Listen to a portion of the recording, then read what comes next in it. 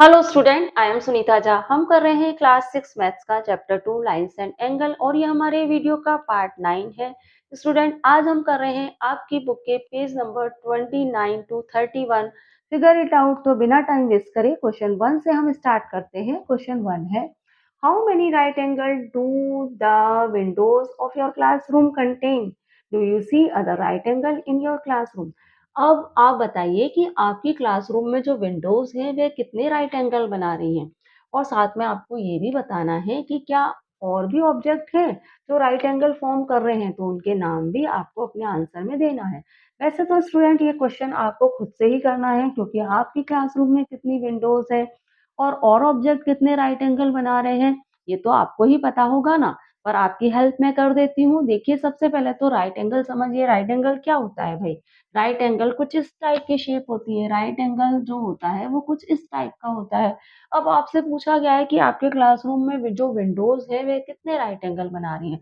तो आपको पता है एक विंडो 4 राइट एंगल बना सकती है। एक विंडो या तो रेक्टेंगल शेप की होगी या स्क्वायर शेप की होगी। तो एक विंडो 4 राइट एंगल बना सकती है। जैसे एक राइट एंगल तो ये बन गया, मैंने बताया राइट एंगल एल शेप का होता है, तो एक राइट एंगल तो ये बन गया। दूसरा राइट एंगल इस तरह से बन गया। थर्ड राइट एंगल इस तरह से बन गया और फोर राइट एंगल कुछ इस तरह से बन गया। तो एक विंडो फोर राइट एंगल बना रही है, तो अगर आपके क्लासरूम में फोर विंडोज है तो वे कितने राइट एंगल बनाएंगी? 4 × 4 16 राइट एंगल बनाएंगी। तो इस तरह से आप अपना आंसर दे सकते हैं। और कौन कौन से ऑब्जेक्ट हैं जो राइट एंगल बनाते हैं? तो भाई आपको पता है कि आपके क्लासरूम में व्हाइट बोर्ड या ब्लैक बोर्ड है, वह भी राइट एंगल बनाएगा। साथ में जो डेस्क है वह भी राइट एंगल बना सकती है, टीचर की टेबल भी राइट एंगल बना सकते हैं, डोर है वह राइट एंगल बना सकते हैं और वॉल, आपके जो क्लासरूम में वॉल है वो भी राइट एंगल बनाती है। वॉल, एक वॉल कुछ इस टाइप की तो होगी, तो वह भी right angle, four right angle form कर सकती है। तो ऐसे बहुत से ऑब्जेक्ट होते हैं क्लासरूम में जो राइट एंगल फॉर्म करते हैं। तो यही सब हम हमारे आंसर में लिख देते हैं। तो कैसे आंसर देंगे हम? In my classroom the windows contain several right angle, every right angle और square shape windows has four right angle. जो हमारा क्लासरूम में जो विंडोज हैं वो सेवरल राइट एंगल बना रही हैं, है ना? जो भाई विंडोज, बहुत सारी विंडोज हैं तो राइट एंगल भी सेवरल बनेंगे। और एवरी रेक्टेंगल और स्क्वायर शेप विंडो जो है वो फोर राइट एंगल बनाती है, ये आपको पता है। So there are four window in my classroom, so they will make 4 × 4 16 right angle. इसलिए मेरे क्लासरूम में फोर विंडो हैं और वह बनाएंगी 4 × 4 16 right angle. Beside window, other object in the class with right angle include the corner of the door, है ना? और विंडोज के अलावा और कौन से ऑब्जेक्ट हैं जो राइट एंगल बना में इंक्लूड है? वह है corner of the door, the edges of the black board, black board के एजेस, द डेस्क ऑफ और टेबल, डेस्क और टेबल भी राइट एंगल बनाते हैं। एंड टाइल्स, जो टाइल है फ्लोर के, टाइल्स ऑन द फ्लोर वह भी राइट एंगल फॉर्म करेंगे। और वॉल में also contain right angle as they are square and rectangular, क्योंकि ये या तो स्क्वायर शेप में होते हैं और या फिर रेक्टेंगुलर शेप में होते हैं। ये जितने भी ऑब्जेक्ट हैं ये या तो स्क्वायर शेप में है या फिर रेक्टेंगुलर शेप में, इसलिए ये सभी राइट एंगल फॉर्म करेंगे। तो क्वेश्चन 1 कर लिया है, क्वेश्चन 2 भी देख लेते हैं। क्वेश्चन 2 देख लेते हैं। Join A to other grid point in the figure by a straight line to get a straight angle. What are all the different way of doing it? यहाँ आप दो स्क्वायर ग्रिड देख रहे हैं। इन दो स्क्वायर ग्रिड में आपको ए point नजर आ रहा होगा। आपसे कहा जा रहा है कि इस ए पॉइंट से आप एक और लाइन निकालिए कुछ इस तरह से कि वह स्ट्रेट एंगल फॉर्म हो। देखिए, मैंने ए पॉइंट से लाइन निकाली है इस तरह से कि ये स्ट्रेट एंगल फॉर्म हो रहा है। यहाँ भी मैंने ए पॉइंट से लाइन निकाली है कुछ इस तरह से कि स्ट्रेट एंगल फॉर्म हो रहा है। पहले तो आप क्लियर करिए कि स्ट्रेट एंगल है क्या। उससे पहले हम ये जानते हैं कि भाई एंगल क्या है। आपको पता है कि एंगल बनता है दो रे को यूज करके। एक रे ली मैंने ए बी, दूसरी रे ली मैंने ए सी। दो रे को मैंने यूज किया ए बी एंड ए सी, तो एक एंगल बन गया। एंगल क्यों कह रही हूँ मैं इसको? क्योंकि इन दो रे की कॉमन वर्टेक्स है ए और यही है एक स्ट्रेट एंगल। स्ट्रेट एंगल बनता है एक स्ट्रेट लाइन में। तो ए बी रे तो हमारे पास थी ही, यहाँ से हमने ए सी रे और खींच दी और हमें मिल गया एक स्ट्रेट एंगल। कुछ इस तरह से हमें एक स्ट्रेट एंगल मिल गया ए बी और ए सी रे को यूज करके। अच्छा, अब इस स्ट्रेट एंगल को मैं अगर इस तरह से तिरछा कर दूँ, रोटेट कर दूँ, तो इस तरह से रोटेट कर दूँ, ये AB रे है, ये AB ये AB रे है, ये रे तो है AB और ये रे है AC। तो क्या ये स्ट्रेट एंगल नहीं होगा? तब भी तो ये स्ट्रेट एंगल ही रहेगा।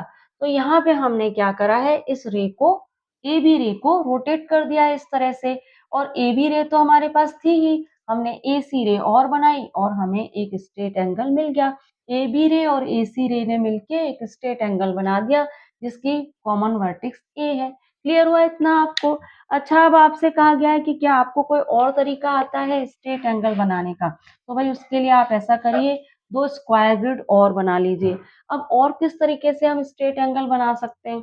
आप मुझे ये बताइए कि मैंने आपको कहा कि 2 रे यूज़ करते हैं तब एक एंगल बनता है। एक स्ट्रेट एंगल भी 2 रे यूज़ करके बनेगा। एक तो ए और बी रे और दूसरी ए और सी रे, ऐसा ही होगा। ए बी और ए सी 2 रे हम यूज़ करेंगे और एक स्ट्रेट एंगल हम बना लेंगे। अब अगर AB रे 5 सेंटीमीटर की है, तो क्या मुझे AC रे भी 5 सेंटीमीटर रखने की ज़रूरत है? अगर मैं इसे 3 सेंटीमीटर की रखूँ तो क्या स्ट्रेट एंगल नहीं बनेगा? तभी स्ट्रेट एंगल बनेगा। ये 5 सेंटीमीटर की, इसकी लेंथ ज़्यादा है, इसकी लेंथ कम है, तब भी तो स्ट्रेट एंगल ही बनेगा। तो यहाँ तो हमने क्या करा था, AB रे और AC रे की लेंथ इक्वल रखी थी और एक स्ट्रेट एंगल बना दिया था, क्योंकि स्ट्रेट एंगल बनता है स्ट्रेट लाइन में। यहाँ भी हमने AB रे और AC रे की लेंथ इक्वल रखी थी और स्ट्रेट एंगल बना दिया था, क्योंकि स्ट्रेट एंगल बनता है स्ट्रेट लाइन में ही बनेगा। अब आप देखिए, ए बी रे तो मैंने लेंथ इतनी रखी है, ए बी रे की लेंथ इतनी रखी है और ए सी की लेंथ इतनी रखी है, तब भी तो ये स्ट्रेट एंगल ही है। ए सी की लेंथ कम होने से कोई फर्क नहीं पड़ रहा है। यहाँ भी हमने ए सी की लेंथ कम रखी है और ए बी की लेंथ ज्यादा रखी है, तब भी यहाँ पे स्ट्रेट एंगल बनने में कोई फर्क नहीं पड़ रहा है। तो इस तरह से भी हम स्ट्रेट एंगल फॉर्म कर सकते हैं। तो हमारा भाई क्वेश्चन 2 तो हमने कर लिया है। अब ऐसा करते हैं, क्वेश्चन 3 भी देख लेते हैं। क्वेश्चन 3 देख लेते हैं। Now join A to other grid point in the figure by a straight line to get a right angle. What are all the different way to doing it? आप यहाँ पे 2 ग्रिड देख रहे हैं, तो इन 2 ग्रिड में ए पॉइंट से आप दूसरे पॉइंट पे इस तरह से लाइन बनाइए कि एक राइट एंगल फॉर्म हो। और आपको साथ में इस बात का भी ध्यान रखना है कि आपको ए पॉइंट से ही अदर पॉइंट पे लाइन बनानी है। और आप इसके अलावा आपके पास कोई और तरीका है तो आप उसको भी यूज कर सकते हैं राइट एंगल बनाने के लिए। तो सबसे पहले तो राइट एंगल आपको पता ही है कि राइट एंगल कुछ इस तरह से बनता है, एल शेप में। अब यहाँ पे आप ए पॉइंट से राइट एंगल कैसे बना सकते हैं? भाई मैं इस तरह से बना सकती हूँ राइट एंगल। एक लाइन ए बी लाइन तो हमारे पास है ही, AC लाइन और बना देते हैं, बन गया राइट एंगल। अब यहाँ पे आपसे कहा गया है कि ए बी लाइन ये है और आप ए बी लाइन से तो है ही, आप एक लाइन और बनाइए, इस तरह से बनाइए कि राइट एंगल बने। अब यहाँ पे आपको कुछ हिंट दिया गया है कि लाइन अगर इस तरह से है तो आप कैसे राइट एंगल बना सकते हैं। देखिए हिंट में क्या लिखा गया है, extend the line further as soon in the figure below to get a right angle at A we need to draw a line through it that divided the straight angle C A B into two equal part. आप ऐसा करिए, ये line तिरछी है और आपको right angle बनाने में प्रॉब्लम हो रही है, तो आप क्या करिए कि एक इस यहाँ पे आप ए पॉइंट से एक स्ट्रेट लाइन बना दीजिए कुछ इस तरह से और यहाँ पे आइए इसको नाम दे दीजिए ए सी। अब ये बन गया एक स्ट्रेट एंगल, क्योंकि ए बी और ए सी लाइन ने एक स्ट्रेट एंगल बना दिया। अब क्या है, आपको पता है कि ये दोनों ही लाइन सेगमेंट इक्वल है, ए बी और ए सी। अब इनके इसके सेंटर में से एक लाइन निकाल दीजिए, इसके सेंटर से एक लाइन निकाल दीजिए इस तरह से और इसे नाम दे दीजिए ए डी। तो इस तरह से आप, अगर आप कंफ्यूज हो रहे हैं कि तिरछी लाइन है तो मैं राइट एंगल कैसे बनाऊं, तो आप इस तरह से एक लाइन बना दीजिए, स्ट्रेट एंगल बनाइए पहले, फिर उसके बाद आप उसके सेंटर से एक लाइन निकालिए एडी और इस तरह से भी आप राइट एंगल बना सकते हैं। आपको कंफ्यूजन तो नहीं हो रहा कि ये राइट एंगल कैसे है, राइट एंगल तो ऐसा हो रहा है। तो भाई ये जो राइट एंगल है ना, ये राइट एंगल, इसकी इस आर्म को थोड़ा सा इस तरह से टर्न किया गया तो दूसरी आर्म ऑटोमेटिकली इस साइड आ गई है, पर है ये राइट एंगल ही। इसका मेजरमेंट भी 90 डिग्री ही है। अगर ये एक्यूरेट तरीके से बनाया गया है। तो क्लियर हुआ आपको? अब डिफरेंट वे से में राइट एंगल बनाना है आपको, तो उसमें कोई प्रॉब्लम है आपको? बहुत ही इजीली हम इस क्वेश्चन को कर सकते हैं। आप देखिए कि यहाँ पे मैं लाइन बनाना भूल गई हूँ। यहाँ पे इसी तरह की लाइन बनानी है आपको 3 रो में और 4 डॉट से। 3 रो में 4 डॉट यूज करके इस तरह से लाइन बनानी है A B. Clear? A B line बनानी है। अब राइट एंगल पहले हमने इस तरह बनाया था, अब हम नीचे की ओर बना देते हैं और जो ए सी है इसकी लेंथ भी बढ़ा देते हैं हम, क्योंकि लेंथ बढ़ाने से कोई फर्क नहीं पड़ता है, ये अभी भी 90 डिग्री का एंगल ही है। ए सी की लेंथ बढ़ा दी है तो कोई फर्क थोड़ी पड़ेगा, ये भी राइट एंगल ही है। क्लियर हो रहा है आपको? अब आप देखिए कि अब ये तिरछी लाइन है ए बी और आपको राइट एंगल बनाने में प्रॉब्लम आ रही है, तो आपकी बुक में हिंट दिया है कि आप रफली एक स्ट्रेट एंगल बना लीजिए इस तरह से और इसे नाम दे दीजिए। अब ये सी ए बी एक स्ट्रेट एंगल हो गया सी ए बी। अब सी ए बी स्ट्रेट एंगल है, इसको 2 इक्वल पार्ट में बांट दीजिए, क्योंकि इसको 2 इक्वल पार्ट में इसलिए बांटा, वैसे भी ए वर्टेक्स से ही तो निकालते हैं एंगल, तो ए वर्टेक्स से। अब ये सी ए बी है, इसके ए वर्टेक्स से एंगल निकाल दीजिए। तो आप इस तरह से, इस तरह से, तो ये बन गया राइट एंगल। ए वर्टेक्स से इस तरह से लाइन ड्रॉ कर दीजिए, तो ये बन गया राइट एंगल। अब ये आपका राइट एंगल बन गया। तो हमने जो हिंट बुक में दिया था उसके अकॉर्डिंग यहाँ पे राइट एंगल बना दिया है। इसको हम नाम दे देते हैं ई टी। क्लियर? तो भाई डिफरेंट वे में भी राइट एंगल बना लिया है हमने। क्वेश्चन 3 हो गया है, क्वेश्चन 4 भी देख लेते हैं। क्वेश्चन 4 देख लेते हैं। क्वेश्चन 4 के 2 पार्ट है, ए एंड बी। तो आपको करना क्या है, स्टार्टिंग में वह हम पढ़ते हैं पहले। Get a slanting crease on the paper, now try to get another crease that is perpendicular to the slanting crease. अब आपसे कहा गया है कि आप एक पेपर लीजिए और उस पेपर पे स्लैंटिंग क्रीज बनाइए और उसकी अनदर साइड पे भी एक स्लैंटिंग क्रीज बनाइए कुछ इस तरह से कि परपेंडिकुलर बने। फिर आपको बताना है ए पार्ट में, how many right angle do you have now, justify why the angle exact right angle. अब जब दोनों साइड पेपर के आप स्लैंटिंग क्रीज बनाएंगे तो आपको बताना है कि कितने राइट एंगल बने हैं और जस्टिफाई भी करना है कि ये एग्जैक्ट राइट एंगल है तो क्यों है। अब आप देखिए, सबसे पहले तो आप इस क्वेश्चन को बहुत अच्छे से क्लियर कर लीजिए कि भाई आपके पास एक पीस ऑफ पेपर है कुछ इस तरह का, आपके पास पीस ऑफ पेपर है कुछ इस तरह का, आपको स्लैंटिंग क्रीज बनानी है इस पीस ऑफ पेपर के ऊपर। तो आप देखिए स्लैंटिंग क्रीज, एक तिरछी लाइन बनानी है मुझे, तिरछी क्रीज बनानी है, स्ट्रेट क्रीज नहीं बनानी है, स्लैंटिंग क्रीज बनानी है कुछ इस तरह से। तो इस पीस ऑफ पेपर पे मैंने स्लैंटिंग क्रीज कुछ इस तरह से बना ली, इस साइड पे मैंने स्लैंटिंग क्रीज कुछ इस तरह से बना दी। अब इसकी जो दूसरी साइड है ना, ये वाली साइड, इस पे भी आपको स्लैंटिंग क्रीज बनानी है, तो इस वाली साइड पे भी हम स्लैंटिंग क्रीज बना लेते हैं। इस पीस ऑफ पेपर की इस वाली साइड पे भी हम स्लैंटिंग क्रीज बना लेते हैं। समझ पा रहे हैं आप? दोनों साइड पे हमने स्लैंटिंग क्रीज बना ली, एक तो इस साइड पे बनाई स्लैंटिंग क्रीज और एक इस साइड पे बनाई स्लैंटिंग क्रीज। और जब दोनों साइड पे स्लैंटिंग क्रीज बनाई तो हमें देखिए 4 राइट एंगल मिल गए। 4 राइट एंगल मिल गए जब हमने दोनों साइड पे, एक तो स्लैंटिंग क्रीज हमने इस तरह बनाई और एक स्लैंटिंग क्रीज हमने इस तरह से बनाई और हमें 4 राइट एंगल मिल गए, 1 2 3 4। आप इन्हें प्रोटेक्टर से मेजर करोगे तो ये बिल्कुल एग्जैक्ट राइट एंगल ही होंगे। तो आप पीस ऑफ पेपर लीजिए और इस तरह से दोनों साइड स्लैंटिंग क्रीज बनाइए और उन्हें मेजर कीजिए प्रोटेक्टर से, आप देखेंगे कि ये राइट एंगल ही है। अब आप देखिए कि यहाँ पे हमें आंसर में बताना है कि ये कितने राइट एंगल हैं। तो हमें पता है ये 1 2 3 4 राइट एंगल यहाँ पे बन रहे हैं और ये एग्जैक्ट राइट एंगल क्यों बन पा रहे हैं, इसका आंसर भी हमें हमारे क्वेश्चन में देना है। तो आप देखिए कि भाई ये राइट एंगल, हमने एक पीस ऑफ पेपर दिया है, इस पे एक स्लैंटिंग क्रीज हमने ऐसे बनाई, दूसरी स्लैंटिंग क्रीज हमने ऐसे बनाई। जब 2 स्लैंटिंग क्रीज हमने पीस ऑफ पेपर पे बनाई तो एक परपेंडिकुलर बन गया।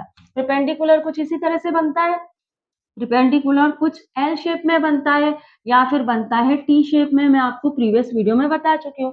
तो यहाँ पे आप देखिए कि एक परपेंडिकुलर बन रहा है कुछ इस तरह से। ये जो एंगल है राइट एंगल, क्या है, राइट एंगल एक परपेंडिकुलर बनाता है, आपको बता चुकी हूँ कि राइट एंगल एक परपेंडिकुलर बनाता है। अब एक राइट एंगल यहाँ पे ये है तो ये भी एक परपेंडिकुलर बना रहा है, एक राइट एंगल यहाँ पे ये है, ये भी परपेंडिकुलर बना रहा है, और थर्ड राइट एंगल कुछ इस तरह से है तो ये भी एक परपेंडिकुलर बना रहा है, और फोर राइट एंगल कुछ इस तरह से तो ये भी एक परपेंडिकुलर बना रहा है। अब यहाँ पे फोर राइट एंगल बन रहे हैं और फोर राइट एंगल परपेंडिकुलर बना रहे हैं, क्योंकि ये एक एल शेप फॉर्म कर रहा है और राइट एंगल एल शेप ही फॉर्म करता है।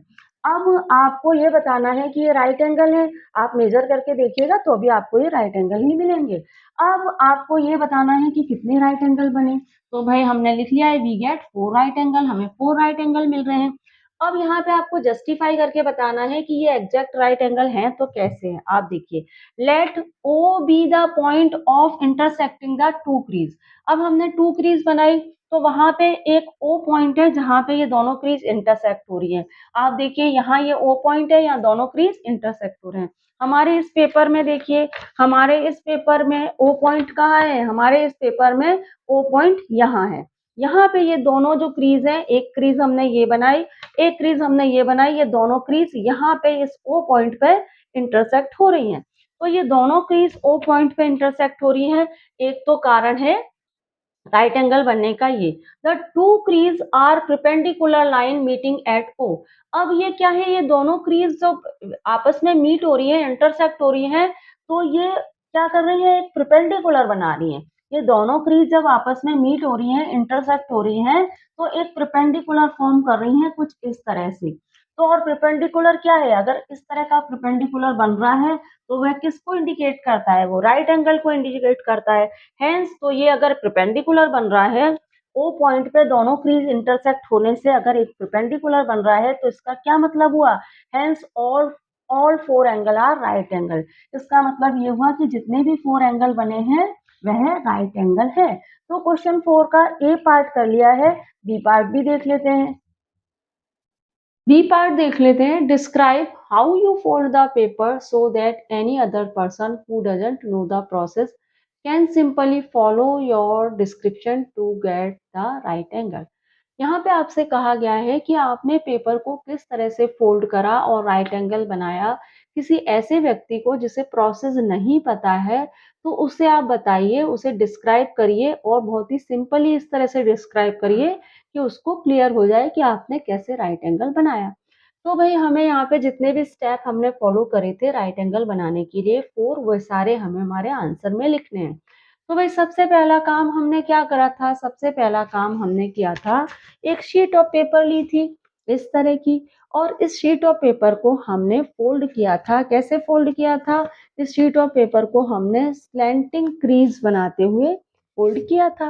तो हम अपने आंसर में यही लिख लेते हैं कि सबसे पहले हमने इस शीट ऑफ पेपर को एक स्लैंटिंग क्रीज बनाते हुए फोल्ड किया।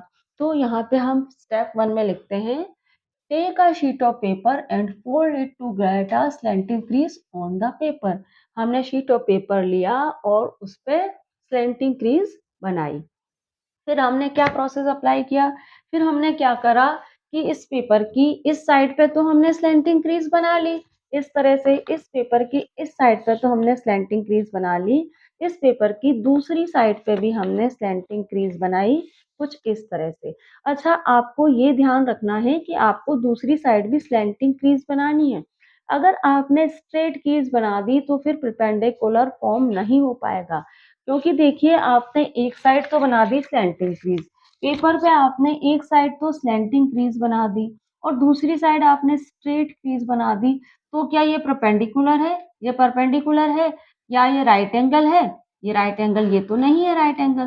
तो आपको क्या ध्यान रखना है कि पेपर की एक साइड अगर आप स्लैंटिंग क्रीज बना रहे हैं तो दूसरी साइड भी आप स्लैंटिंग क्रीज ही बनाएंगे, तभी राइट एंगल फॉर्म हो पाएंगे, तभी ये फोर राइट एंगल फॉर्म हो पाएंगे।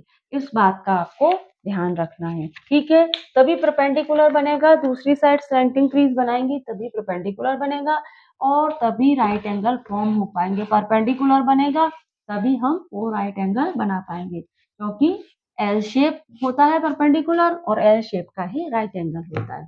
एल या टी शेप का होता है परपेंडिकुलर और एल और टी शेप का ही राइट एंगल बनता है। तो यहाँ देखिए, now fold another side of paper that is perpendicular to the slanting crease. अब हमें अनदर साइड पेपर को फोल्ड करना है ताकि वहां पे परपेंडिकुलर बने दोनों क्रीज आपस में मिलकर परपेंडिकुलर फॉर्म करें। अनदर साइड फोल्ड करने से क्या होगा, दोनों क्रीज मिलकर आपस में परपेंडिकुलर बनाएंगी। फिर क्या करना है, अनफोल्ड बोथ द क्रीज। अब दोनों ही क्रीज को आप अनफोल्ड कर दीजिए। अब अनफोल्ड करने पे आपको क्या देखेंगे, आप अनफोल्ड करेंगे तो आपको 4 राइट एंगल मिल जाएंगे। 1 2 3 4। आप पेन से उस पर लाइन बना लीजिए, आपको और भी इजीली पता पड़ जाएगा कि ये 4 राइट एंगल है। प्रोटेक्टर से भी आप मेजर करके देख लीजिए, ये 90 डिग्री के एंगल ही होंगे। तो आगे आपको क्या लिखना है, वी गेट 2 परपेंडिकुलर लाइन। हमें 2 परपेंडिकुलर लाइन मिलेगी। भाई दोनों साइड आप जब स्लैंटिंग लाइन बनाएंगे तो आपको 2 परपेंडिकुलर लाइन बनाएंगे।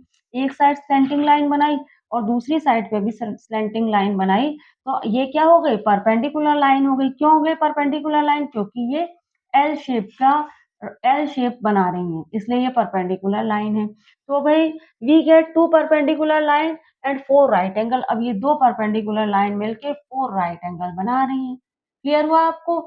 As soon in part A of the question, जैसा कि आपने क्वेश्चन के पार्ट ए में देखा था, फिगर देखा था ना आपने क्वेश्चन ए के पार्ट में किस तरह से फिगर बना था, तो उससे आपको क्लियर हो रहा है कि 4 राइट एंगल बन रहे हैं।